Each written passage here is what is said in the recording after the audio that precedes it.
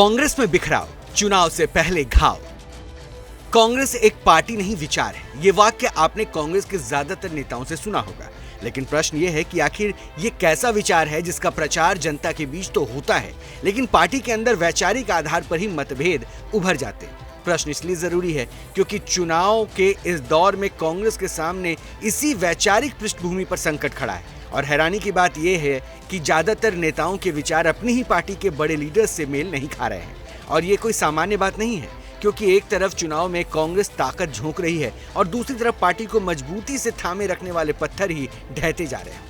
दरअसल कांग्रेस पार्टी में चुनावी दौर में ही भागम भाग शुरू हो गई है। ऐसे कई पुराने कद्दावर नेताओं ने पार्टी का हाथ छोड़कर बीजेपी का दामन थाम लिया है, जिन्हें कभी बीजेपी सुहाती ही नहीं थी। यानी राजनीतिक बदलाव के लिए कांग्रेस पूरी क्षमता का इस्तेमाल कर रही है, तो दूसरी तरफ पार्टी में बदलाव न होने से कई नेताओं ने असहज स्थिति महसूस करके पार्टी का दामन छोड़ दिया, खासतौर पर हिंदुत्व और सनातन के मुद्दे पर। इसका ताजा प्रमाण है कांग्रेस के नेतृत्व में बंधे इंडी गठबंधन के नेताओं का अपनी अपनी पार्टी से दूरी बना लेना। 4 अप्रैल को कांग्रेस के प्रवक्ता रहे गौरव वल्लभ ने बीजेपी ज्वाइन कर ली। इसके अलावा बिहार कांग्रेस के पूर्व अध्यक्ष अनिल शर्मा भी बीजेपी में शामिल हो गए और कांग्रेस का पक्ष मजबूती से रखने वाले संजय निरुपम ने भी पार्टी का साथ छोड़ दिया। और सबसे ज्यादा हैरान करने वाली बात यह है कि नेताओं को सबसे ज्यादा परेशानी कांग्रेस की उस विचारधारा से है जिसमें उन्हें धार्मिक गतिविधियों में भी पार्टी की गाइडलाइंस के अनुसार हिस्सा लेने की अनुमति है। यानी सनातन से दूरी कांग्रेस के लिए संकट बन गई है। और यह दावा किसी और का नहीं है, बल्कि उन नेताओं का है जिन्होंने कांग्रेस का दामन छोड़ा है। दृष्टिकोण शुरू से यह रहा है कि भगवान श्री राम का मंदिर बने, न्योता मिले, और हम न्योते को कांग्रेस पार्टी लिख के भेजे कि हम नहीं जाएंगे, मैं इसे स्वीकार नहीं कर सकता। और मैंने प्रमुख कारण यह बताया कि मेरे में इतनी ताकत नहीं है कि मैं सुबह से शाम बैठकर वेल्थ क्रिएटर्स को गाली देता फिरूं, मैं नहीं दे सकता। मेरे में इतनी ताकत नहीं है कि जब सनातन धर्म के ऊपर सवाल उठाए और मैं चुपचाप बैठ जाऊं, मेरे से नहीं होगा। ये सिर्फ एक नेता का दावा नहीं है, बल्कि कांग्रेस का दामन छोड़ने वाले बिहार के पूर्व कांग्रेस अध्यक्ष अनिल शर्मा का भी यही मानना है।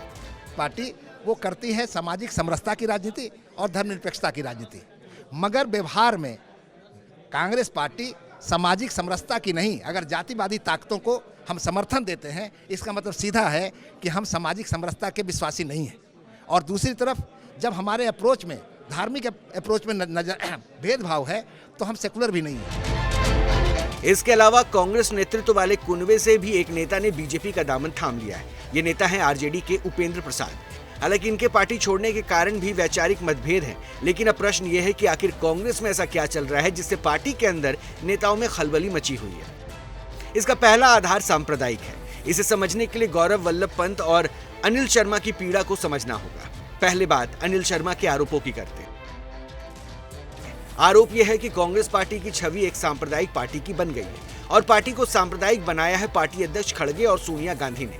इसके लिए उन्होंने उदाहरण देते हुए बताया कि सोनिया गांधी ने अयोध्या की प्राण प्रतिष्ठा के लिए मिला आमंत्रण ठुकराया था, जबकि इटली में मदर टेरेसा से संबंधित एक कार्यक्रम में उन्होंने कांग्रेस से प्रतिनिधि भेजा था।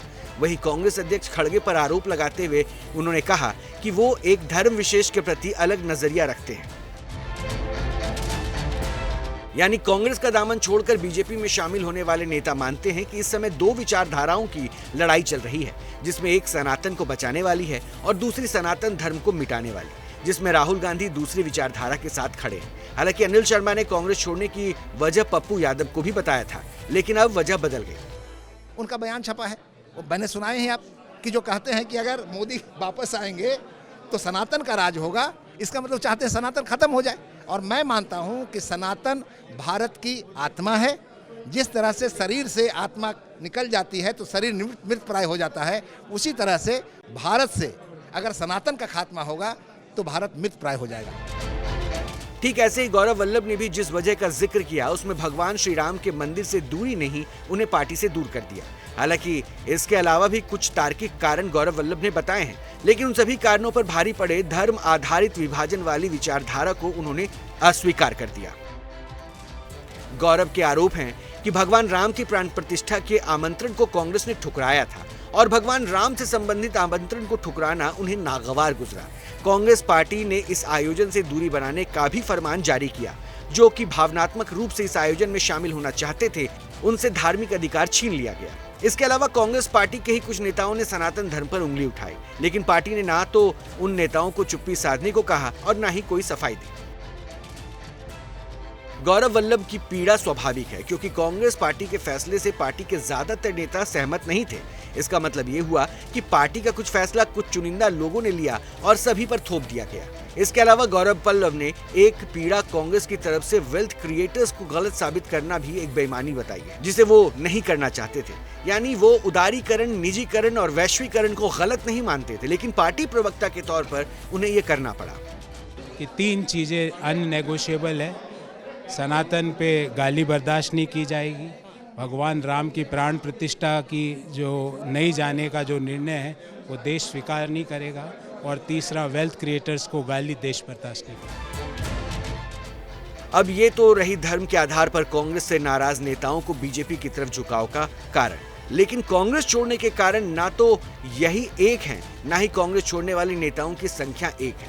इस तरह पार्टी छोड़ने वालों की लंबी फहरिस्त है।